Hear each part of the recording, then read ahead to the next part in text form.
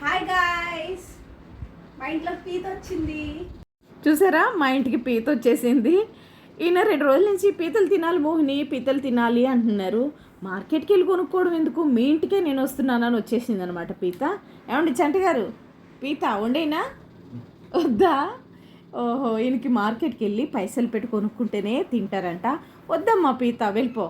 చూసారా, ఇప్పుడు టైం వచ్చేసి ఎంత అయిందండి చంటి గారు? 11 దాటింది. ఈయన ఫార్మసీ క్లోజ్ చేసి ఇంటికి వచ్చారండి. బైక్ పెట్టుకుంటుంటే పక్క నుంచి వెళ్ళిపోతుందంట. ఈ వర్షాకాలం చాలా జాగ్రత్తగా ఉండాలండి. ఇలా ఏమంటారు, మరుగు ఏది పెట్టుకోకూడదు అనమాట. దాని కిందకి జెర్రులు, పాములు, తేళ్ళు ఏం వస్తాయో తెలియదు. ఇక్కడ ఏం పెట్టుకోకుండా క్రిస్టల్ క్లియర్గా ఉంది కాబట్టి అది పీత వచ్చిందని మనకు తెలుస్తుంది అనమాట. జాగ్రత్తగా ఉండండి వర్షాకాలం. మా వారికి వద్దంటమ్మా పీత, వెళ్ళిపో.